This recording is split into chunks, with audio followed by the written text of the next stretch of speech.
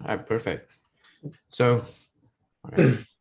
Yeah, okay, great. Thank you everyone for being here. We're really excited today to have Hima talk to us about working on your LinkedIn profile. Hima, just for short bio, I'm sure he'll go into it more. He's a fourth-year business and CS student at UBSee. He runs the podcast, the UBSee podcast, and has experience working at companies like Lululemon. He'll be working at Deloitte this summer, and he has a lot of wisdom on recruiting and securing your internship. So we're really excited to hear from him. Without further ado, I'll pass it over to Hima, who will be leading today's workshop. Thanks, Dylan. Hey, everyone. Like Dylan said, I'm in my fourth year. I'll introduce myself on the slide coming forward. But at first, I want to thank you guys for tuning in on a Sunday morning. I think it takes a lot to actually put this in your calendar and turn up. So if you did, kudos to you. I think you guys are doing great. Also, a huge thank you to the GDSE team for making this happen and putting everything together. I'm pretty sure you guys probably already follow them on Instagram or on LinkedIn, but make sure you check out their page for the events that are coming up. But yeah, I'll get started. What we'll talk about today is how you can crack your LinkedIn profile. And that's basically saying in fancier words that we could optimize your LinkedIn profile to make sure that you're being exposed to the right kind of opportunities you're seeking. And at the same time, you're setting yourself up for a longer term success in your career, as opposed to just going from one work experience or one internship to another. But before we get into that, let me quickly introduce myself. So my name is Hima. I'm in my fourth year studying business and computer science, or BUCS, as some of you might have heard it. I grew up in Bombay in India, but then I did my high school in Singapore, and then I moved to Vancouver to do my undergrad. So been around the place a little, and moving to Singapore right from Bombay was a pretty fun experience. And honestly, it helped a lot when I moved to Vancouver, because I'd done a transition like that before, moving countries. And yeah, a fun experience overall. I know Dylan's from Singapore as well. So if you guys have something to talk about, definitely reach out. I was on co-op for the last 8 months at Scotiabank and Lululemon. At Scotiabank, I was more of an analyst. So your classic data analyst or business analyst within a team. And then Lululemon, it was more tech strategy. Pretty diverse experiences, to be honest, in terms of the work I was doing and what the end goal of the work was. But ultimately, it came down to using more or less the same tools, or using more or less the same broader skill set that you develop.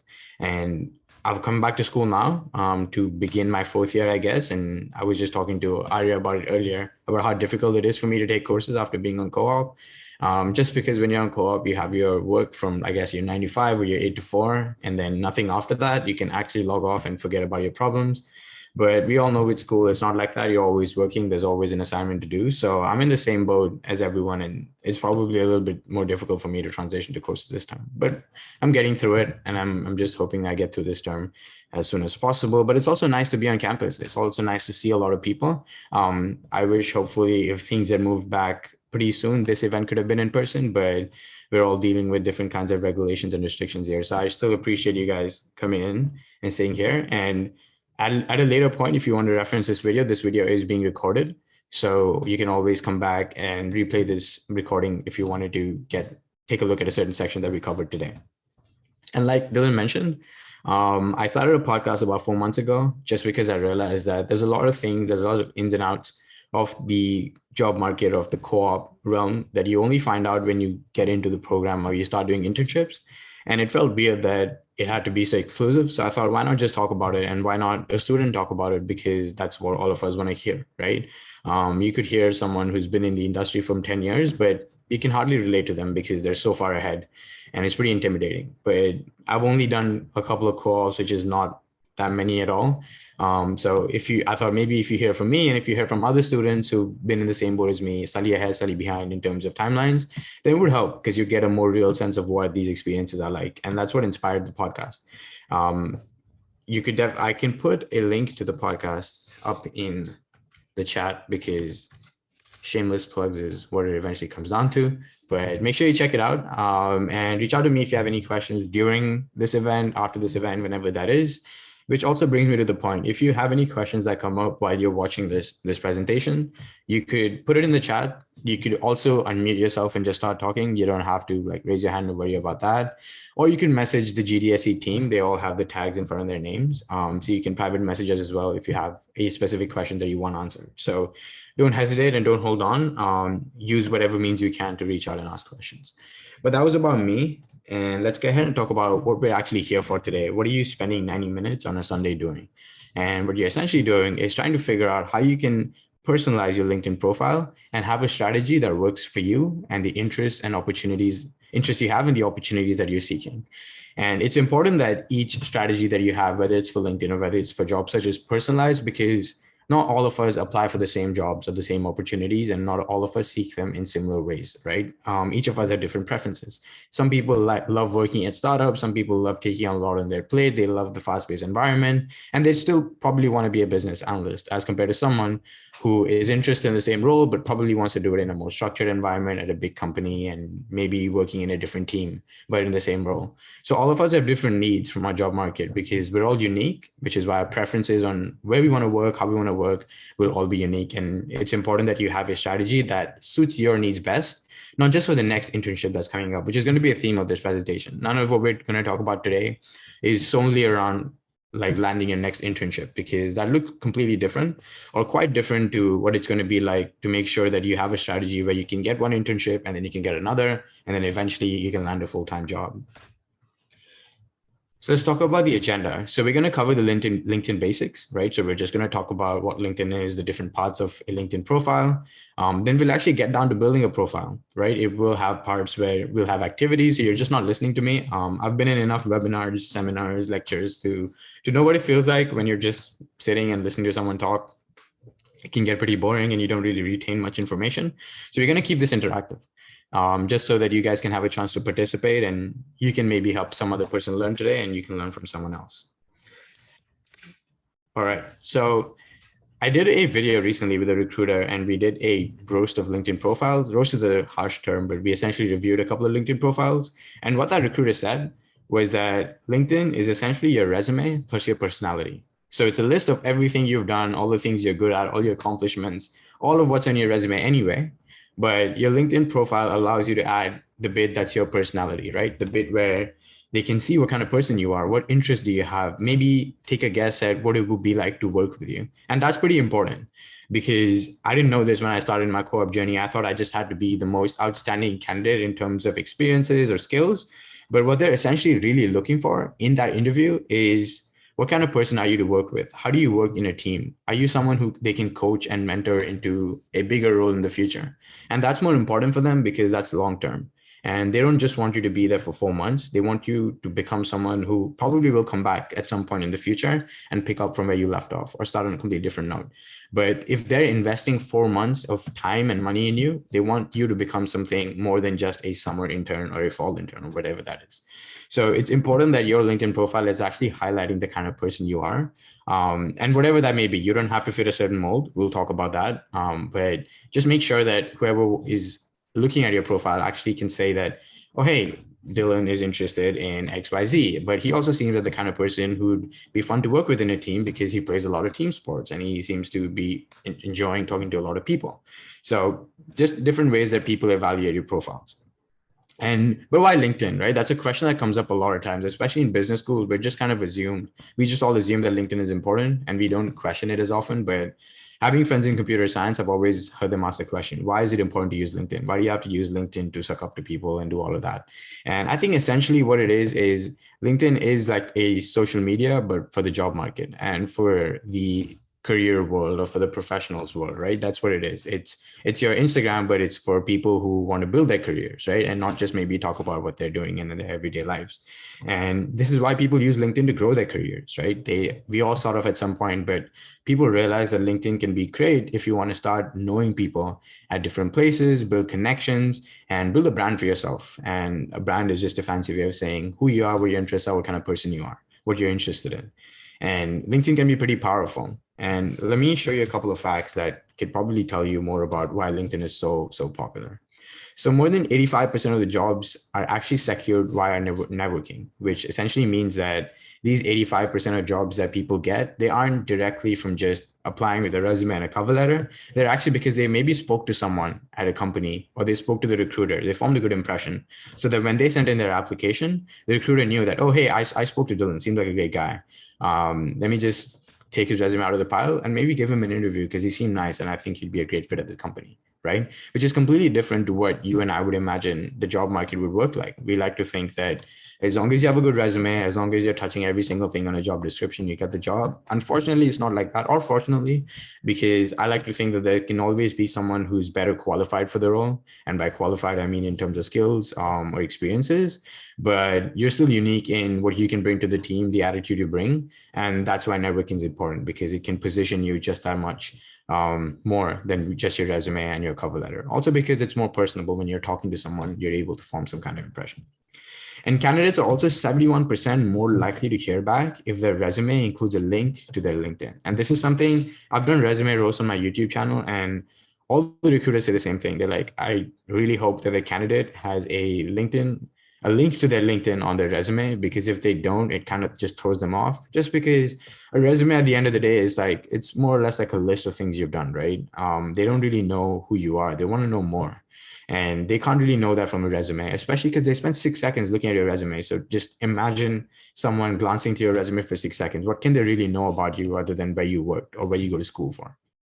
So when there's a link to their LinkedIn and their profile is actually well made out and well thought out, you're 71% more likely to hear back, which is huge, right? It can make a huge difference to your job search when you first start out, because we all know how difficult that is, right? When you first start applying for jobs, it's super hard. You barely hear back. Sometimes you don't even hear back after you get rejected, which is the worst feeling ever. But if you really want to improve that, one way to do that is improve your LinkedIn profile and optimize it for yourself. And we'll talk more about that coming up. But before we move in, I want to hear from the rest of you. What have you guys heard about LinkedIn so far? What do you know about LinkedIn till date? And you can pop your answer in the chat. You can send it to me as a private message or to the team as a private message. Or if you're having fun, then you can also annotate on the top of your screen. If you click on the arrow, you should see annotate and you can pop something. So the question I'm asking you is, what do you know about LinkedIn? Anything, any thoughts? I'm not looking for a correct answer or something. Cool. Great way to create content and form professional connections. 100% agree. Lots of opportunities if you know how to use it. Awesome. Ivan says it's toxic. I love that. Victor, can I push you a little further there? What did you mean by lots of opportunities if you know how to use it?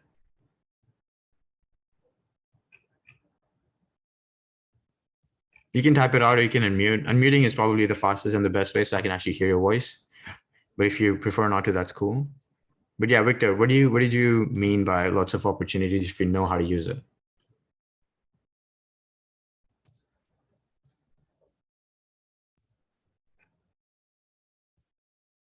That's right. Can you hear me? Yeah, go for it. Yeah, so it's actually happened a few weeks ago, but my friend reached out to a recruiter and a person from HR from one of the companies that we attended a hackathon in. And just by reaching out to them, since we did pretty well in the hackathon, he was able to form a good impression about his personality and just, elaborate on his projects. And just, having that platform and being able to just use it to really reach out to these people is really massive, I think. And just being able to see that you can make these connections, even though that you didn't really know them too well, is really incredible, I think. Yeah, that's a brilliant point. And thanks for sharing, Victor. I appreciate it. It's definitely true, right? It's when you go to a hackathon or something, especially if you go to a big hackathon like NW Plus, there's like hundreds and thousands of students even. So it's pretty hard to stand out. And other than the fact that if you win it or something, which is pretty difficult in itself, but LinkedIn allows you to reach these people that you probably earlier think you didn't have access to, which is the point which you were making, right? Your friend reached out to a recruiter, spoke to them, made an impression. And without LinkedIn, that might have been extremely difficult or impossible even.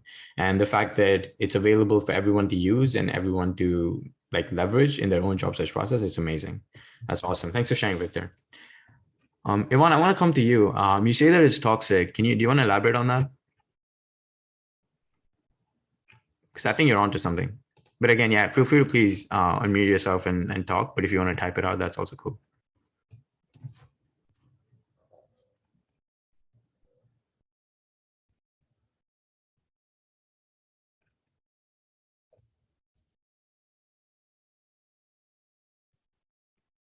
It says I can't unmute myself. Hold on just a second. We'll take a look.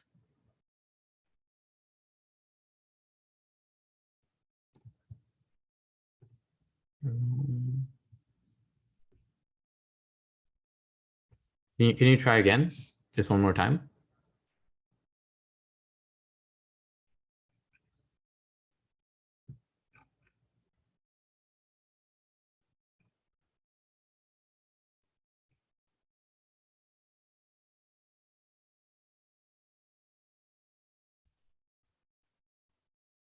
Yeah, that's weird. I think it's because I'm on my phone. Okay, no problem. We'll get to you at some point. But until then, feel free to type out your answer. Thank you. Yeah, Parsa says it's great for networking. Awesome. Yeah, we'll definitely talk more about that coming up. And I think that was also the point Victor was making. But thank you for sharing, Parsa. Alex says that I've heard that it's important in the tech industry, but I'm not sure why. Why is it used more in tech than the others? That's a great question. Alex, did you want to elaborate on your question a little bit more? Sure. So this is just based on my own experience with talking to others, but whenever I talk to someone, like, for instance, outside of computer science or something at UBSee, it doesn't really seem like they care very much about using LinkedIn, or many of them don't even have a LinkedIn. But then as soon as I talk to someone who's actually in computer science, they always talk about, oh yes, LinkedIn. That's pretty cool. So you're saying that if you talk to someone who does, who goes to UBSee for CS, we'll always talk about LinkedIn, but maybe from other universities, you don't hear that as often? Not as often. So do you Seems mind like saying that again? Because your voice just got cut off. Oh, sorry. Basically, everyone who does CS seems to have it, and people who don't do CS may or may not have it. Fair enough. And when you said people who don't do CS, did you have like just anybody at all, or was it just like specifically some kind of non-CS students? No, I think it's pretty general. This is just based on my own like friend group though, so I'm not sure. Fair enough. No, that's definitely true. I think I can sense like two things from what you said. Firstly, I really appreciate you sharing. And secondly, you don't actually have to know the exact facts or the details to be able to talk about what you've heard or what your experience is. And coming to your point, I think one reason why I could think of that happening is that just because of the boom that's happening with the tech industry and companies aggressively hiring, let's say like software developers or designers, it's probably a little harder to stand out in the industry just with having done personal projects or just done with whatever like work experience you have. So going back to Victor's point, right? Everybody does hackathons, and maybe people realize that that's just not enough anymore. You need to be able to talk to someone from an impression, and that's why everybody's moving towards LinkedIn. Also, because a lot of jobs that you don't see on websites or portals, you see them via LinkedIn because people advertise them there. You might see someone say, hey, my team is looking for a software developer. Send me a message if you're interested, or send your application through this link. And that happens a lot on LinkedIn that you won't find somewhere else. So maybe that's why a lot of CS students are leveraging it. Because if you want to end up at FANG, especially, yeah, I think LinkedIn is pretty important. But I appreciate you sharing, Alex. I think that's a great question. Yeah, no problem. I guess if you did have many business friends, you would see that they're pretty well aware of what LinkedIn is and why it's there. And that's also because we're taught, especially at Sauder, we have a course dedicated to like, hey, here's LinkedIn and here's how you can use it. That's why most business students tend to know about it slightly earlier than the rest, I guess. But yeah, Com 202, that's the course name. But it's not something that you need to take a course for to learn, to be very honest with you. I think you can learn most of it by yourself, and hopefully this workshop will be that for you. Mina says almost everyone uses it, so it's great to gain exposure and build connections. Yeah, that's a great point. That's what LinkedIn is meant to do. It's meant to help you build a connection with people that you don't necessarily know right off the bat, right? We might know each other from this event, but maybe Brian knows someone who's doing something at a company that I find really interesting. And now that person is a second degree connection for me because I know them through Brian on my network. And every time Brian likes their post or comments on their post, it will show up on my feed. And then now I can build a connection with them. I can look at what they're up to.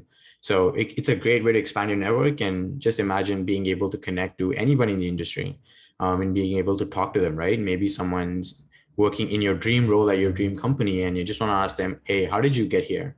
What was your process? What did you learn? I want to do the same thing. And the most neat thing about LinkedIn is that a lot of times we as students can feel kind of weirded out on why would someone want to help us?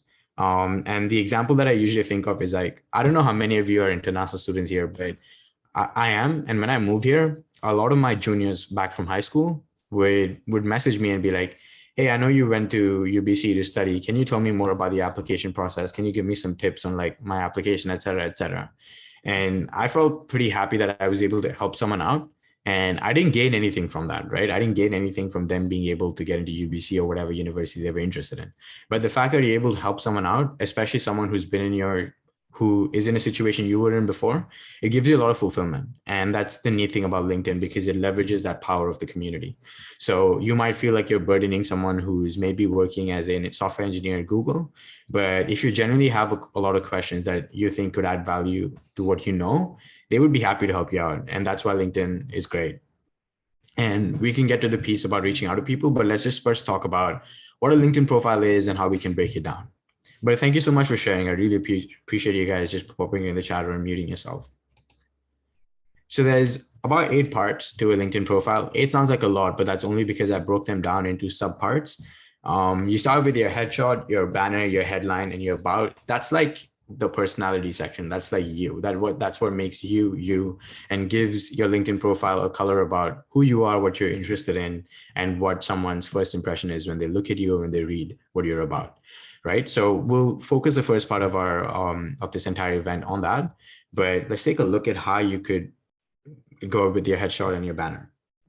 So it's actually a stat that people are 14x more likely to view your entire profile if there's a headshot on it, right? Generally, and I think that I can understand why. If I saw that a profile doesn't have a headshot in it, I would assume that it's probably not as active.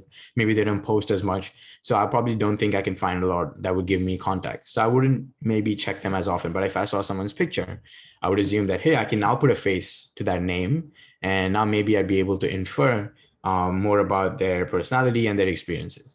Right. And generally, we remember faces better than names. We recognize faces better than names. So having a headshot is super important so that you make an impact that is memorable to someone. Someone remembers you, whether it's just asking a question or whether you just reached out to them. The ideal image size of the resolution is, I think, 400 by 400. You can definitely look this up again just to be sure, because LinkedIn keeps updating their smaller details. So you can look that up. And you don't have to look professional. I feel like a lot of us just assume that you have to wear a suit or a tie or something else and stand in front of like a white background. I don't think so. I think those days of LinkedIn are gone. That was probably in the earlier days. I think today people just want to see more personality. So you don't really have to wear anything particular, but just wear something that gives a good impression of you, right? So I think my personal choice would be probably to go with a business casual now. And just wear like a nice little polo, stand somewhere where there's good lighting, where it's bright. Maybe there's a bit of nature as well, just so it looks good, and just smile, because it's important. You're not posing for a passport size picture, right? You're not trying to get a visa to go somewhere. It's just a LinkedIn profile. You don't really put so much effort into looking a certain way when you're trying to put a display picture on Instagram or WhatsApp, right? You just want to put something that is you, that looks good. And that's the same thing with LinkedIn. So don't stress about what you're wearing or anything. Just wear something that's presentable, smile, make sure you get the resolution right. And yeah, just be you. Just add more personality to it. Take a picture wherever you want. It doesn't matter. You don't have to be in a boardroom. You don't have to be in a room against a white backdrop. Stand wherever. As long as you think it shows you clearly enough, it shows how you're smiling and what you're doing, essentially. Nothing more intense than that, to be honest. And as of the banner, Not many people use it. I didn't use it for the longest time when I got on the platform, but it helps. It just helps add a little bit more of that touch to your profile. I don't think a banner can make or break the chances that someone's going to look at your profile. But if they're there, you might as well give them a good experience. And that's what a banner is for, right? So if you're interested in photography, for example, take one of your pictures, slap them on as your banner, right? Most people generally just take a stock image of a skyline of some city or maybe the city they're from and slap it on. And that looks great as well, just because it doesn't look empty, that's all. And it could be anything. It could be a favorite quote. It could be quote. It could be something artsy. It could be nature. And the neat thing is Canva has a lot of templates that you can use for banners. So go ahead and find one that works best for you and just put it on. There's no harm. It's not going to make it 10x better. And it's also not going to make it 10x worse if it's not good. Firstly, I don't think there's a good or bad banner. There's just a banner that tells me more about you or what you're interested in, or there's no banner at all. So make sure you go ahead and use it, because if you're going to spend time working on your LinkedIn profile, you might as well hit all those points. And your headline, this is probably one of the most important parts of your LinkedIn profile, right? And before I go ahead and talk about what's on the slide, I want to hear from the people here. Why do you think a headshot or headline, sorry, is the most important part of your profile?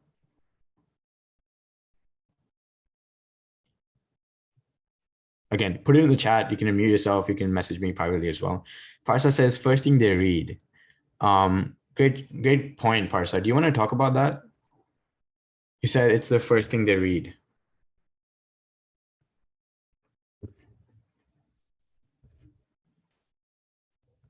Yeah, Parsa, if you heard me, you can put it in the chat or you can unmute yourself as well. I mean, it's the first impressions, right? Yeah, it is. And essentially, just like you said, it's probably the first piece of text they look at when they end up on your profile, right? And everyone's assumption when they're looking at a headline is that it should tell them everything about you that you would want them to know, if that makes sense, right? So you want people to know you for something, know something about you, and all of that has to happen within the headline section. You can't expect them to scroll down, because that's not how it works. It has to happen in that moment. It has to give them a snapshot into who you are and what they can expect on your profile. Allows recruiters to find you faster when searching for applicants. Yes, 100% true. We'll talk about that a little bit more coming up. Conveys your passion, involvement, and your interests. Agreed. Again, more of that you piece, right? Give them a short intro into who you are, like a summary, and can be seen even before going to your profile. Exactly. It's the first thing they see. So at this point, they might not even know where you worked, where you're from, but they'll just know this about you. So if you look at the first one here, this is someone's headshot who's probably done at least like 4 or 5 co-ops. So yours doesn't have to look like this, but it says they're a product manager. They worked at Cisco, Meraki, Tesla, and IBM. They're a podcast host at The Almost Dropouts, and they do engineering at U Waterloo, right? So that's great. We know what roles they're interested in. We know where they work, so we kind of know their background, their resume. We know that they're interested in doing podcasts. They'd like to contribute to the community, so they're a podcast host. And then finally, they're studying engineering at U Waterloo. One of the things I'd probably add to this headshot, to this headline, is probably when they're graduating. So maybe I'd say engineering at Waterloo, batch of 22 or something like that, just so that if a recruiter is looking them up, maybe they're headhunting for a certain role, they'd be able to know when this person is graduating. But this is great because I think it conveys everything we need to know about this person. And I've been following this person on LinkedIn for a while. I've been to their profile. I think they've covered everything in here, which is amazing. The second one is more for people who might be very interested in creating content or might want to stand out more on LinkedIn. So this person actually is a founder and CEO of a really big nonprofit organization, and they love talking on LinkedIn. They love making points. They love appearing at events and talking, and that's what they've said. They said that they're an advocate of a generation of change, founder and CEO of this NPO, the Menstruator. They're a public speaker. They're a mentor as well, and they're a scholar at UBSee. This is great. Again, maybe I'd add a little bit more piece on when they're graduating or what kind of roles they're interested in. But what I infer from this is that their priority right now is not landing that next role. They're interested in creating content. They're interested in spreading a message, and that's what they're telling you, right? This is what you'd infer from that person. And the last one I feel like is a bit more realistic, a bit more that applies to you and me, especially when we're new onto LinkedIn and we want people to know what we're seeking. This person is clear. They're saying seeking summer 2022 co-ops, right? Awesome. So a recruiter looks at their profile, knows that they're available to do an internship in the summer. They're a data scientist, data analyst, and a machine learning engineer. So it's great. It conveys what they're doing, what their interests are, and what they're good at. Again, maybe a little bit piece I'd add is what university they go to or when they're graduating, just so that as a recruiter, you get a holistic profile. Because when I did resume roast, a lot of things recruiters did was they said that it's important for them to know when you're graduating because it gives them an idea into, first of all, there's a requirement from co-op that you have to go back to school after you finish your term, or maybe if they're looking for someone who's closer to graduation so that they can give them a return offer, it helps a lot. So I would recommend you put down, let's say like UBSee class of 2022 or UBSee computer science, like what is that called, possibly 2022, whatever you want, just it conveys when you're graduating. But these are all great. And these were all picked by recruiters. So this wasn't just my personal choice. And these are great ways to actually brand yourself going into this thing. And so they should convey who you are. If you have a current role, they should convey that as well. And they should also convey your industry/scope. Again, so that just the recruiters coming in can be like, okay, so this person's studying here, they're interested in this role, they're currently working here. And just gives them a good summary right off the bat so that they can, and encourages them to scroll down to find out more. And just like I said, if you're seeking opportunities, maybe some of you are still looking for summer internships, you can slap this in and say, I'm seeking summer 2022 co-ops. It can help the recruiter out. One thing though that I personally want to talk about is emojis. A lot of students don't use it. I personally haven't used it yet, but what I'm hearing is that recruiters are slowly kind of changing their preferences. And I think they want to see emojis. They want to see a little bit more color instead of just text. I heard from a recruiter that we'll talk about the about section, but that she said, I'd encourage students to use emojis in the about section, just because it adds more of a visual element, easier for you to read and understand what they're saying. So even in your headline, don't spam it with emojis, obviously, and don't put like stuff that doesn't really relate to what you're saying. But if you can find something that makes sense, drop it in there, because I think it helps you stand out, gives it a little bit more color, and can just give someone reading it a better experience. So definitely check that out and experiment with a few emojis until you land on the one that you like the most. And given that headline is probably the most important part of your LinkedIn profile, I want to stop here for a few minutes and see what questions you guys have so far.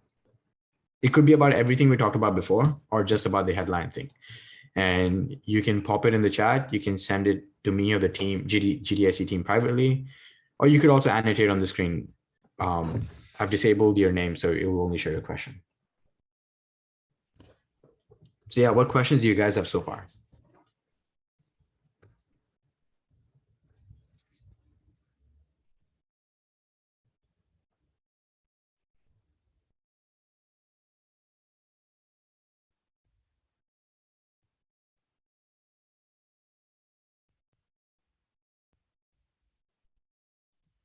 How should we structure our headline? What to mention first? That's a great question. And I think I'll lead with the fact that it depends on what your goal is at that moment, right? So let me give you two situations. Let's say your first situation is when you're looking for summer co-ops, right? So that's what your goal is. You're seeking opportunities for summer 2022. So you would say seeking summer 22 co-op positions, and then you'd lead that maybe with what kind of roles you're interested in and what you're studying, right? But let's say you already have an internship and now your goal is just to network on LinkedIn and grow your profile, right? Or grow your brand or whatever that is. Then I would probably mention my role first and then talk about where I'm from and then go back into other things about my profile, maybe my interest and passion that I want to mention. So your headline, there's no right format that you always have to stick to. It depends on what your goals are at that moment. What do you want people to know about you at that given point in your life? So if you're already at a co-op position, just looking to grow your network, mention what you're doing and then move right into what you're interested in doing at the moment. Maybe you want to talk about quantum computing, or maybe you want to talk about something else. You want to talk about some passion project that you're working on, put them on. But if you're looking to get internships, put critical information first, like whether or not you're seeking those opportunities, what school do you go to, and what roles exactly you're seeking, because that can make a huge difference. I hope that answered the question. The next one is, how would I integrate my graduation year into my headline? There's different ways. You could just do the classic UBSee 2022, like 2022, or you could do the apostrophe 2022, depending on how much space you want to use. Because the important thing is you don't want to write it too long, because let's say you comment in someone's post, right? And I don't know you, I haven't connected with you, but I only see the comment. You want to make sure that when I'm reading what your headline is from that comment piece, I can see everything I need to know. So if the first sentence is really long, if you say University of British Columbia 2022, by the time I get to the end of that statement, your headline is limited now. I can only read that much. The rest of the thing is hidden, and that might not be enough of a hook for me to click on your profile. So you want to keep things short. So play depending on how much space you have, but definitely use shortcuts where you can. Parsa says, how many items should I limit it to? I guess again, it would depend on what you want, but I would say 2 to 3 is a good limit, like 2 to 3, just so you can pick the most important things that are relevant to you at that point. And anything more than that is only if you absolutely need to, but keep it to 2 or 3, just because no one's, again, just going back to the point about, let's say you comment on someone's post, no one's going to be able to read your whole headline. So if you have 6 important things, chances are they might not even get to the last 3 or the last 4. So keep it short and stick to 2 or 3 very, very important things that you want people to know at that piece of time, at that point in time. And anything else should be a bonus, or you can still put it there, but you know that it's not going to add as much value as the first ones that are coming up. Parsa, I hope that answers your question. If I don't, just pop it in the chat again or mute yourself. Either one is fine. If my minor is the relevant information, CPSC, should I write my major too? Yeah, definitely write it. I think you should write your major, right? You can just say something like business and CS, or if you're studying cognitive science and doing a minor in computer science, you can say cogs and CS. You could say either. You're not really, I think it would just help if you posted a better picture image of yourself on like what you're exactly studying. Maybe in your case, your major is really important, but your minor just adds a lot of value for that specific role. It would be critical. So I would encourage you to include both, and not just one, because you wouldn't want to limit yourself, especially if you're someone who has a major and a minor. Chances are you have a lot of transferable skills from one to the other, and you wouldn't want a recruiter miss out on that. But what you could do is follow up the rest of those parts of your headline with more skills relevant to what you're seeking, right? So if CPSC is where you're seeking opportunities, but you study like, I don't know, like maybe psychology and CPSC, you could write that and then follow that with seeking software engineer opportunities or experience in React, et cetera, et cetera. Yeah, I hope that answers your question. If it doesn't, please pop it in the chat again. UBSee 2024 instead of second year. Yeah, I think a date is probably nicer just because it can give a sense of when you're graduating. I would say that if you're putting second year or third year or final year, it would usually depend on what opportunities you're seeking at that time. So for example, some internship programs or some programs are limited to second year, third year students. So when you're applying for that and you're networking for that, you want to make sure that part of your profile is standing out so that when you're connecting with the recruiter or someone within the program, they know that, oh, this person's second year. So they probably have relevant questions about the program. If you're applying to new grad opportunities, you want to say final year, right? Just so that they can see it. Or if you put the year, then you hope that they will infer it from just the year. So if I put 2022 because I'm graduating now, I would assume that they'll be able to infer that I'm graduating soon. So it would depend on your needs, but I just personally like the year more because it's more concise. But if you want to put second year, you want to put freshman, that's completely up to you. Just depending on where you can find space for the rest of the content that you want to put, because it can only add that much value, right? Maybe it won't add more value beyond just the fact that, oh, hi, I know you're a freshman, I know you're second year. Maybe I want to know more. And this just ends up taking more space. Great question, Parsa. Did I answer your question, by the way? I feel like I just spoke a lot. Okay, awesome. Those are wonderful questions. Thank you so much for asking them. You don't have to stop. You can keep them coming. When I see them, I'll get right to them. Oh, perfect. Should you avoid abbreviations? Avoid any abbreviations generally because people might not know them, right? But if they're pretty general, or if you think that with the opportunities you're applying for, they're very, very common knowledge, only then use abbreviations.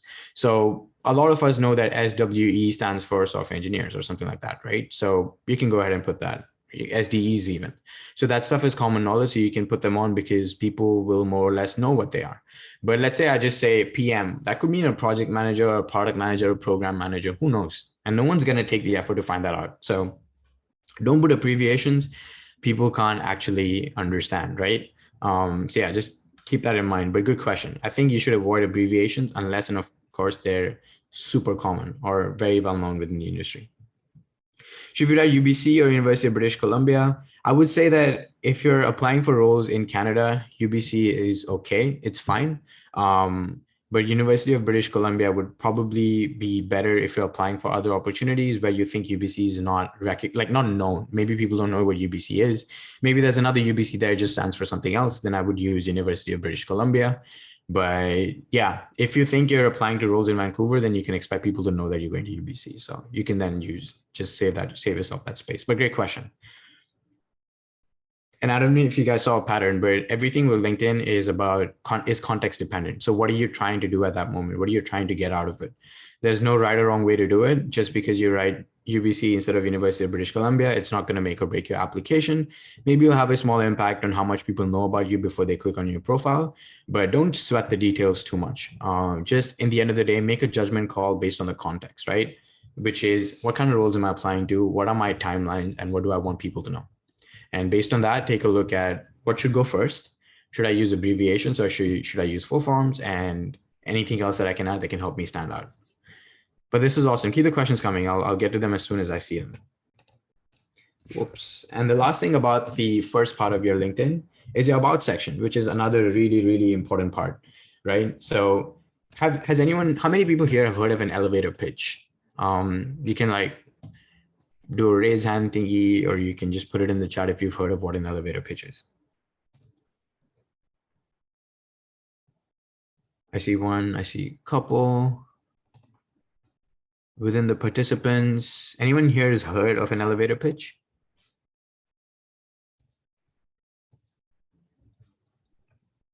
Victor says yes. Victor, do you want to talk about what it is? Do you just want to help us all know what an elevator pitch is?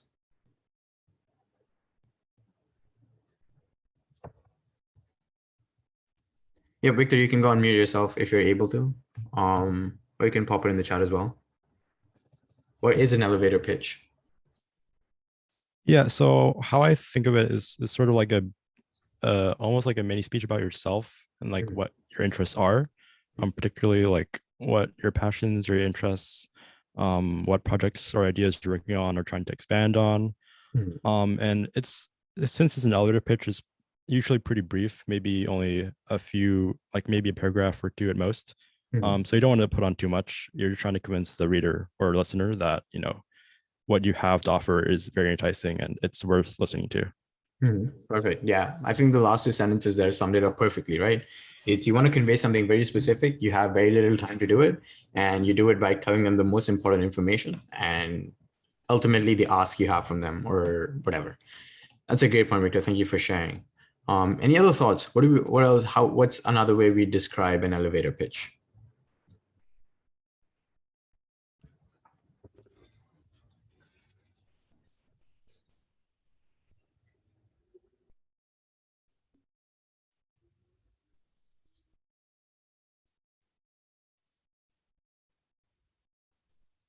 All right, Dylan, you had your hand up. Do you want to go for it? Yeah, I guess the idea is that you only get so like when you meet someone, you only get so long to make an impression and tell and convince them, like just based on like their attention and their time. Like if you're meeting with busy people, you only have so long to convince them that you are someone who's worth, I guess, getting to know more, or like someone, yeah, who's like worth their time. So it's just compressing your value and your value proposition to them in a short amount of time. That was perfect. You're conveying your value proposition to them in a short amount of time, which is who you are, what you can bring to the table, and how that is of use to them. Perfect. Arya, you had your hand up as well. Did you want to add anything to what Dylan said? Yeah, for sure. I guess elevator pitches are commonly used by salesmen, people trying to sell product, service to you.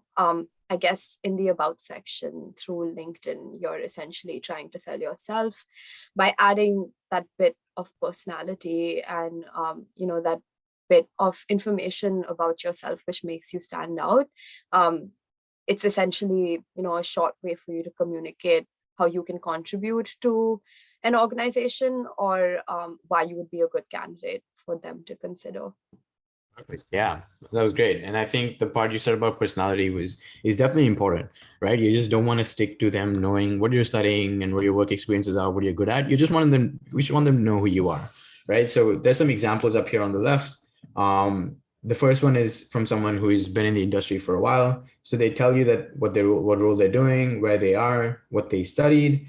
They tell you also a few characteristics about themselves, which is they're ambitious, optimistic, an extroverted person, energized by people. That's important, right? You would want to know that from someone you're hiring, because maybe a certain type of personality is important for that role, or maybe you just gel well with them, gives you more context into what kind of person would you be adding to the team, where they are, what kind of countries they've been in, what languages they speak, anything outside of that. This is great. So you get to know everything about this person, right? What they're involved in, what they're interested in, what they're doing right now, what they've studied. And ultimately, at the end, they have all these list of skills that they've used that are important for the roles that they're applying for within their industry, which is amazing because a lot of times recruiters would be like, we need someone who's very good at Excel, or we need someone who's very good at Tableau, or who knows C++.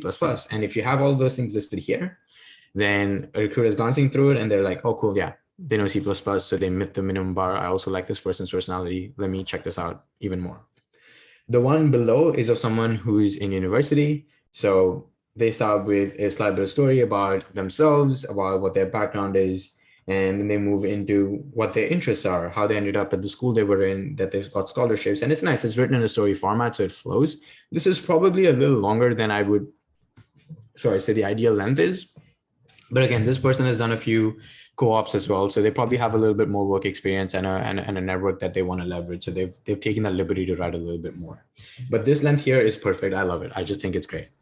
And they also do a nice thing at the end where they're like, feel free to shoot me a message on LinkedIn here, or you can check me out at my website, or here's my email. And in the end, they do the same thing. They list all their skills, just so that everyone who's reading it, a recruiter especially, can be like, oh, this person has all of the skills we need to succeed in this role. So again, what you want to do is you want to talk about your introduction. You want to talk about your background, your key skills or your achievements, or just basically what your interests are, what your passions are, basically something that makes you personable, like Arya said.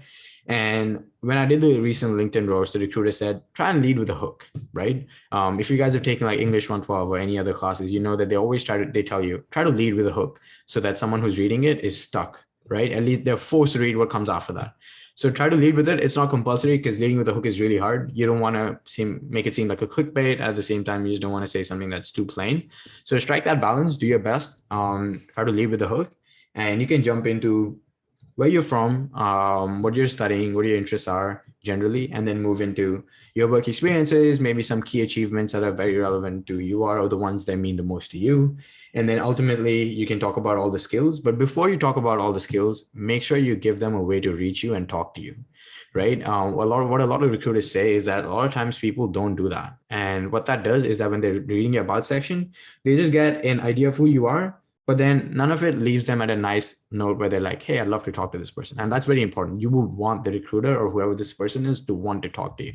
So if you're like, I love having conversations about technology and startups or consulting, please do not hesitate to drop me a message here, or you can also reach me at my email, xyz@gmail.com. That's awesome, right? Because now you're giving them something to do after they've read it. You're giving them like this very subtle, very simple call to action that they can take.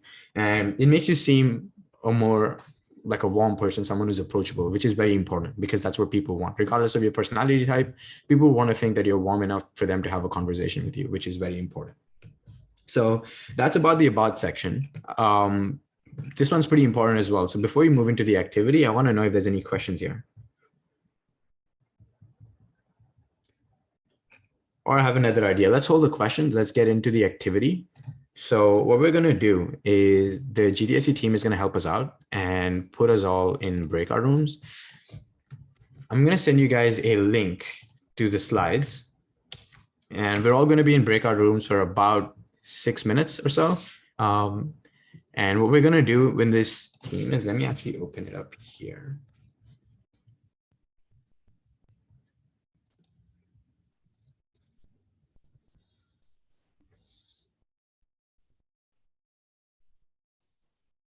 Can you guys see my screen with the Google Slides? Perfect. Awesome. So what you're going to do is you're going to read information about this hypothetical student, right? There's a lot of information on here. You take what you need, and you're going to form their headline. You're going to form their about section. And if you can go ahead and find a banner for them on Canvas, that's awesome. But that's a bonus part. So try not to waste your time on it, to be honest. But use the 6 minutes for points A and B, which is their headline and their about section. And be creative. You don't have to fit a certain mold, right? What you think is relevant. And you can duplicate these slides or duplicate these slides in your breakout room. And once you're done and you come back here, just share that link with us so that we can all take a look to see what your group came up with. I'll leave this slide on here for now, but I'll let the GDSE team put you guys all in breakout rooms in 6 minutes. And think there's 1, 2, 3, 4. To be honest, I think one breakout room should be good enough, 1 or 2.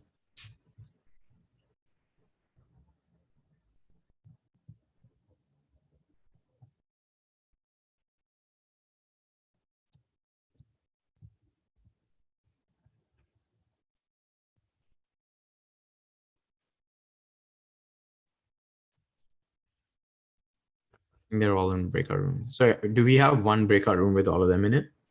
Is that okay? Perfect. Yeah, I should definitely pace a bit. I think I'm going pretty slow.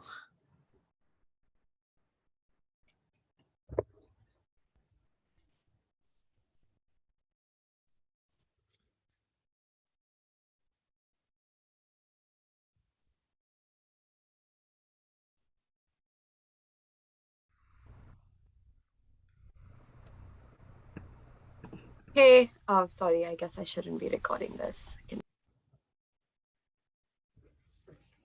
Awesome. If you guys can pop the links to your slides in the chat, that would be nice. And we can take a look at them as we go through. Actually, I see here. Can you guys, am I still sharing my screen? No, right? Cool. I'm gonna share this. Can you guys take a look at this one? All right, awesome. I love that you guys have laid out your assumptions. That's awesome. Thank you so much for doing that. Seeking summer 22 co-ops, C at UBSee 24, X SDE at a startup in Vancouver. Awesome. That's great. I like this. This is concise. Fills in everything that I think I should know about said student.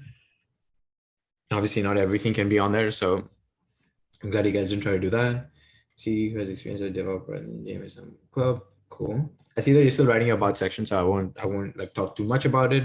But what I could definitely see is it's harder to come up with like creative content about who this person is without actually knowing them or being them.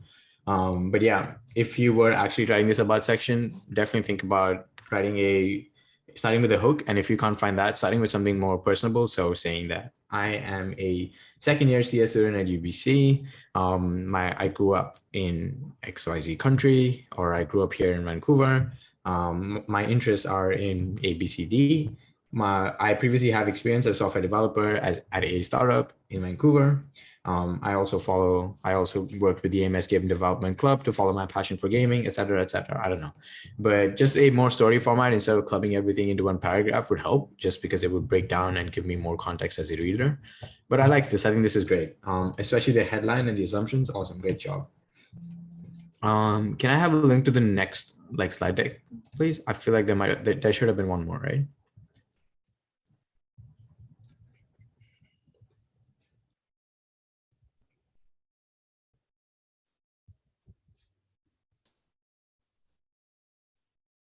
Yeah, Brian and Yvonne, did you guys have a link to your presentation?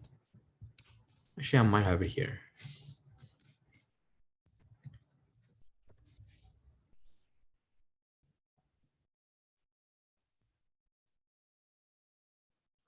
Can you guys still see my screen? You good? All right, awesome. Currently a software developer out of Vancouver and also working part-time as a THCA in CPS at UBC. I'm currently second year studying computer science and also part of various club community is developing a member UBC Cubits Club. Today, Ted is doing a course and I'm going to share my experience about it. Awesome, man. These are all. This is great. I like the fact that this is very personalized. So it actually sounds like someone's saying it. I really like that. I think as someone reading it, I would feel like I'm talking to the person. So we'll make it more likely that I might reach out.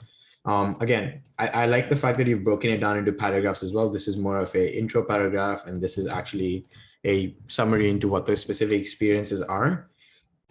The only thing I'd encourage you to maybe add is, again, maybe leading with something more personable, something that's more you, right? It's an elevator pitch, but that doesn't mean you only have to stick to like work experience or things that you think add value to you as an employee.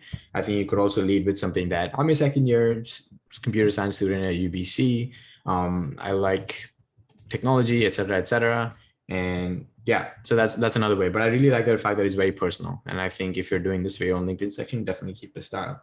And sorry, did this team have time to work on a headline, or we can move on if you didn't? That's totally fine, because we're short on time. So We're not. Okay, no problem. But hopefully you took enough from the headline and the feedback that we have for this headline, because I think it's great. But good job. Let's go back to what we were talking about with our presentation. And coming back, the latter half of your profile includes your work experience, your education, your volunteering, and your projects. Now, this is the part where you're more in line with your resume and more in line with actually telling people what you're good at, what your skills are, and what you can contribute. So this part of your LinkedIn profile was your personality, right? The most important part, in my opinion, because this information is on your resume. All of this can be found on your resume, right? But all of this stuff, you can't really do that. So make sure you really maximize your value on LinkedIn on this profile and use this to really strengthen your resume or validate. So with your work experience, don't just put your title, don't just put the company, describe your role, right? There's a few work experiences on mine that I still need to write descriptions about, but you should definitely do it, because one thing a recruiter said is that, let's say two of you intern at the same company. How do I know what your individual contribution was? And how do I know that you stand out from the rest of the applicants, right? Regardless of where you work. So make sure you talk about the experiences that you had and the actual contributions you had at the workplace.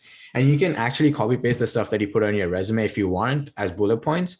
Even that's fine, just so that people have some context into what you actually did. And use a consistent format across. So if you're using bullet points here, use bullet points here. And if you're using sentences, do the same thing. Try not to jump around, because it kind of just makes it a little harder for the reader to actually understand.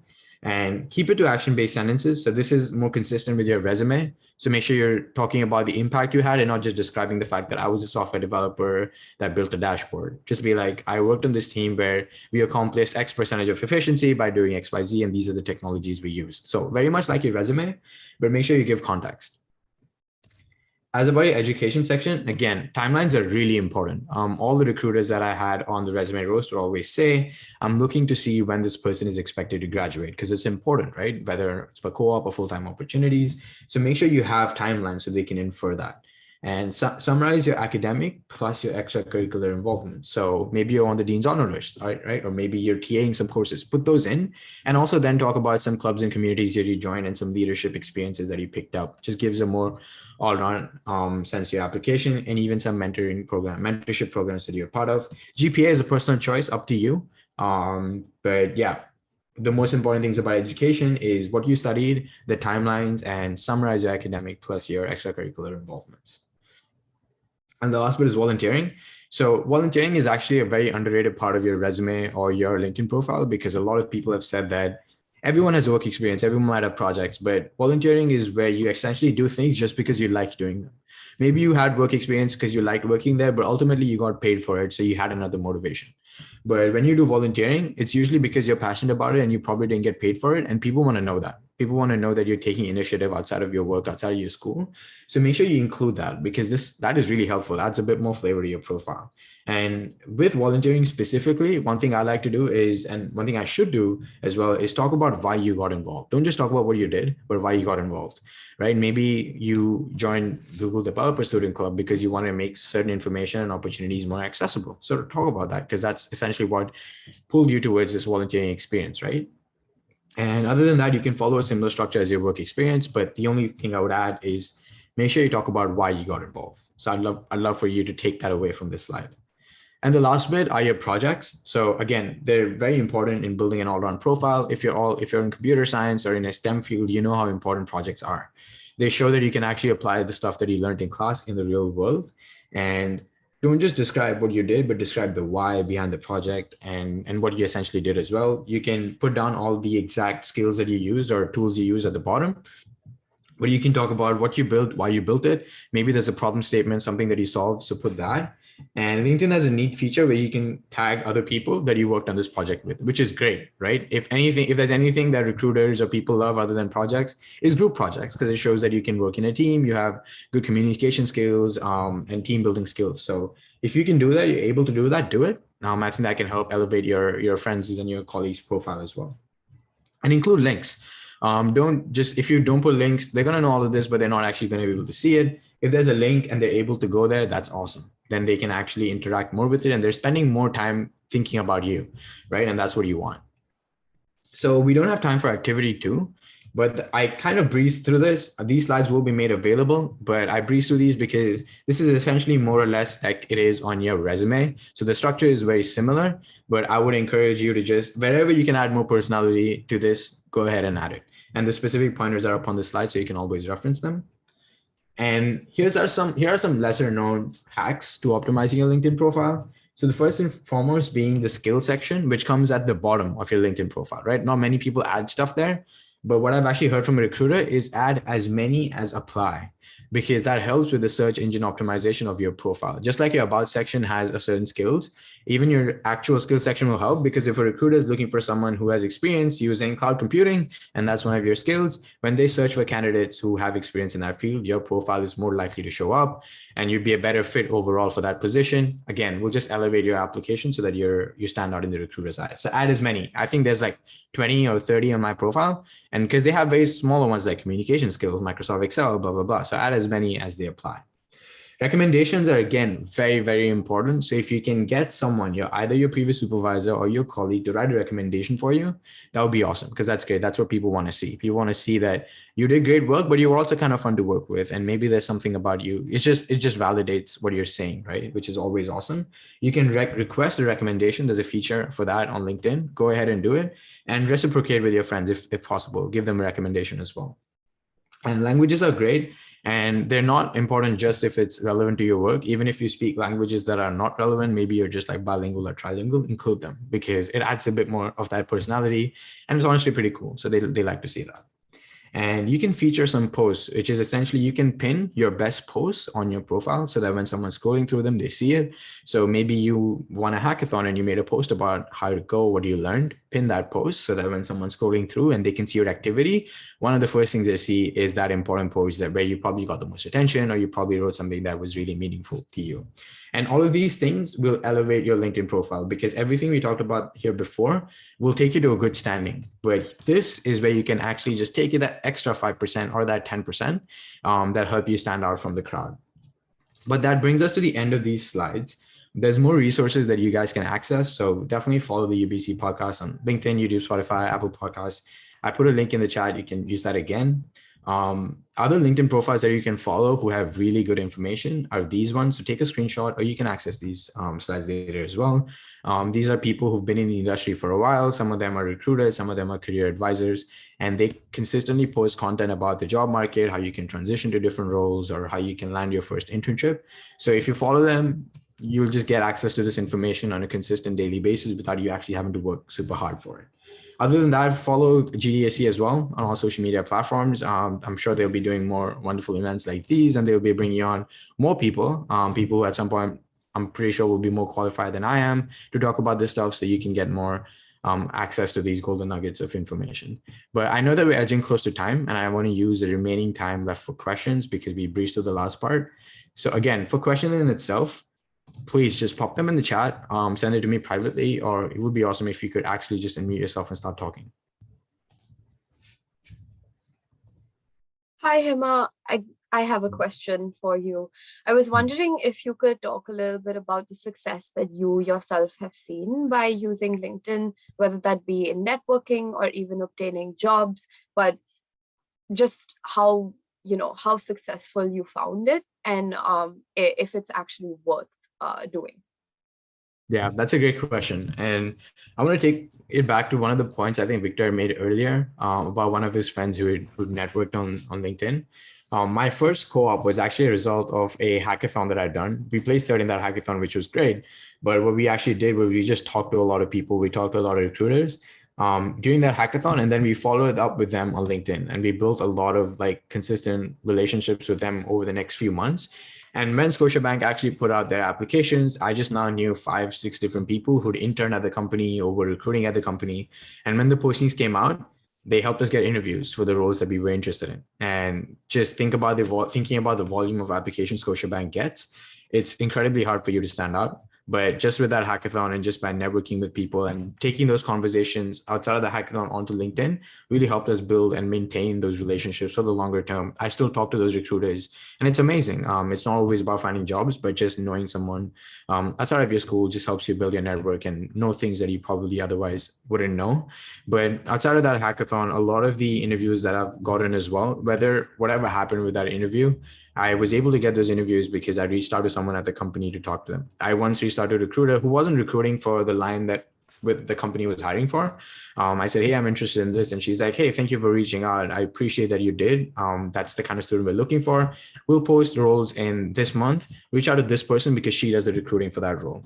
And I now knew someone who referred me to talk to someone else, and it gave me a more direct line of communication. And overall just brings a lot more opportunities to your table as opposed to you just applying and waiting to hear back. You can actually engineer them in your way. But yeah, I hope that answered your question. Yes, it did. Thank you. I actually have a follow-up question. So I've had a bunch of recruiters reach out to me on LinkedIn, and as time goes on, some roles work out, some don't.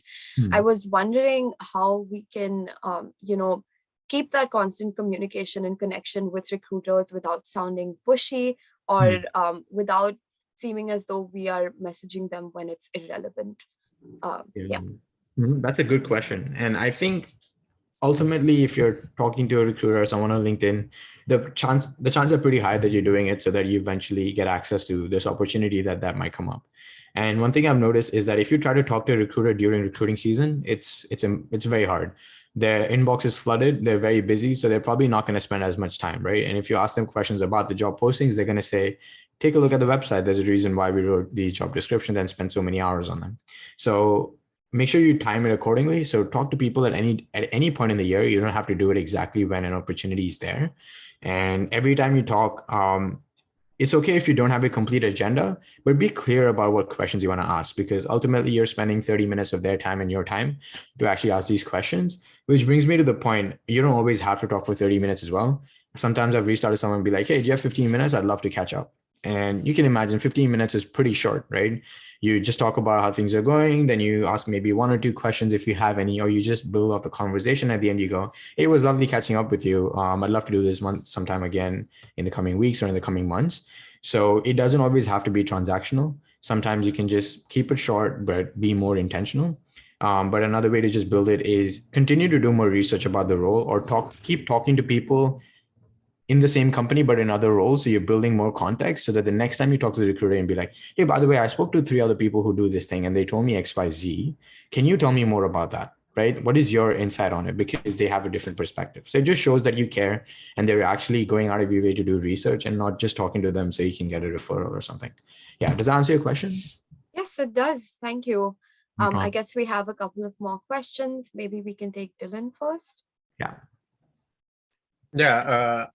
I just kind of wanted to ask, like, I myself am a first year. I'm sure some other people are also in that position. Like, thinking back to when like you were first or second year and like looking for your first summer internship, like, what would you recommend as like, or what would you say is like your target for that, or like what you're trying to do? How would you approach it, and what's actually important when it comes to like the opportunities you're looking for? Well, so if I understood your question correctly, you're asking me what I would do if I was in my first or second year looking to land an internship. Did I catch that correctly? Yeah, and also like, how do you look back? Like, what would you say is important? Yeah, that's a great first experience. That's a great question. And I think one thing that comes up for me is that in your second year, when you're applying for internships, or your first year, you barely have much experience to talk about, right, in terms of work. A lot of us don't even have internships. But something that I've learned is that your part-time jobs are very, very important, right? People actually care. I had a recruiter once on the podcast who's from IBM hiring for a business analyst role. And she told me that, hey, this person has part-time job experience. I love that because it was some like customer representative role. And it showed to them that this person has good communication skills. They can talk face-to-face with people and they're comfortable because they did a part-time job about it. So looking back, I would take those roles more seriously. And I would put them on my resume, because as students, we tend to downplay them, but recruiters actually love that, because They might not be the fancy role you're going for. You probably just do them just so you can cover your expenses, but they still add a lot to your skill set, especially if it's a very like customer facing role, or maybe a role where there's a lot of time pressure and you have to work under pressure all the time. It adds just a lot of potential to your overall application.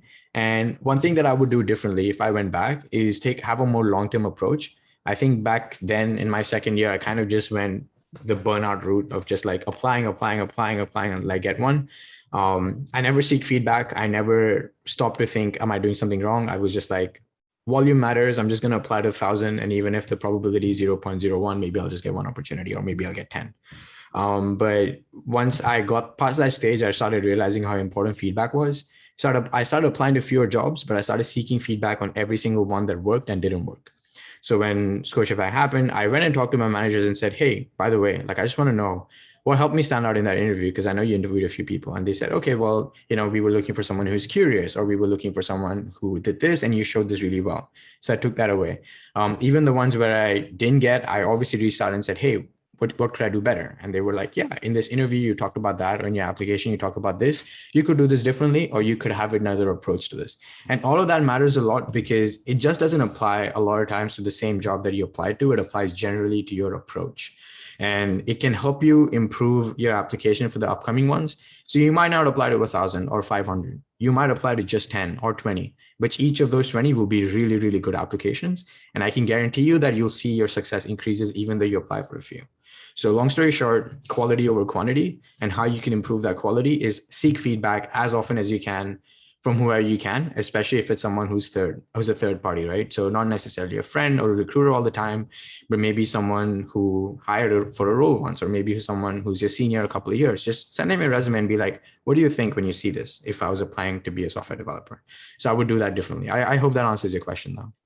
No, that was great. Yeah, I really appreciate that comment on like taking the time to ask for feedback and actually like engage in that feedback cycle of like seeing what went well and how you can be better. Because like, I guess the common advice is just quantity. And you actually have to think about improving with each application, I guess. Yep, 100%. Great question though, Dylan. And sorry, Brian, we'll get to you, but Victor, did you have a question?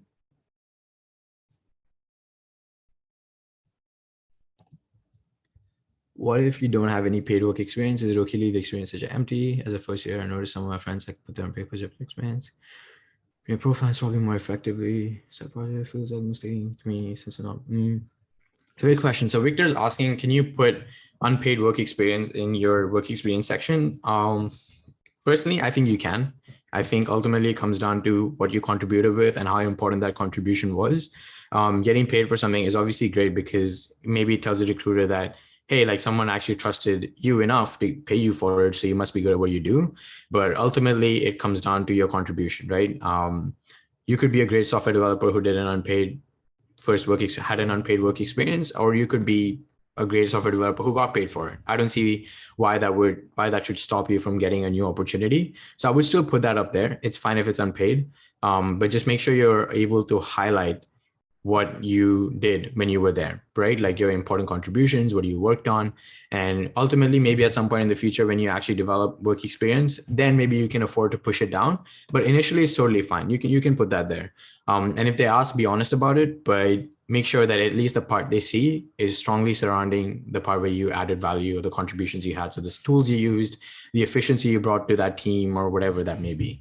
So long story short, it's okay to put that there. Until you get maybe actual work experience that you got paid for, and then you can just substitute them, like swap their positions. But yeah, definitely put them up there, because I think you don't want to discount all the important work you did. I hope that answers your question though, Victor. Awesome. Yeah, Brian, go for it. Okay, so I have two questions. My first question is, so you were talking about like reaching out to recruiters and stuff, but like what necessarily do you really like lead off with? Like how do you start off that conversation? You know what I mean? Like how do you network well, I guess? Great question. So Brian, your first question is like, how do you reach out more effectively, right? How just the process in itself. I think, especially when you're like sending out a cold invitation, you get like, I forgot how many, but you get like 200 or 300 characters. So it's really less. You don't really get to say much. But I think it's important you just say hi with their name, and then you lead with, I'm a final year business and CS student at UBSee.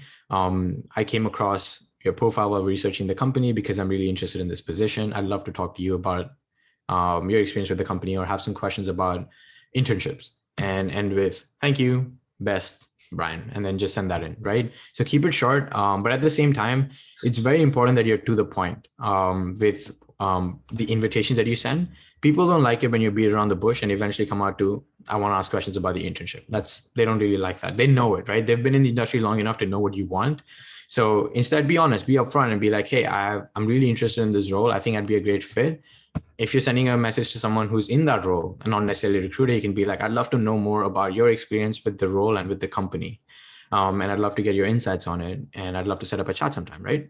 I said I'd love to like 10 times, but you can obviously phrase that a lot better. And at the end, just say best, Brian, and then leave it for them to respond. So I guess the short form answer for that would be introduce yourself very briefly and get to the point. Just talk about what you actually want to get out of that conversation, and make sure you have a nice little ending, which is thank you, or thank you for your time. And make sure you sign off with your name, because that's very important. You want to make sure that once they're done reading it, they have your name in mind. You just don't want to seem like a person who's just there to talk. You want to seem like a person who's there to build a conversation. Yeah, does that answer your question? Yeah, that's actually really great, actually. I had a follow-up question. It's a follow-up to Dylan's question, actually.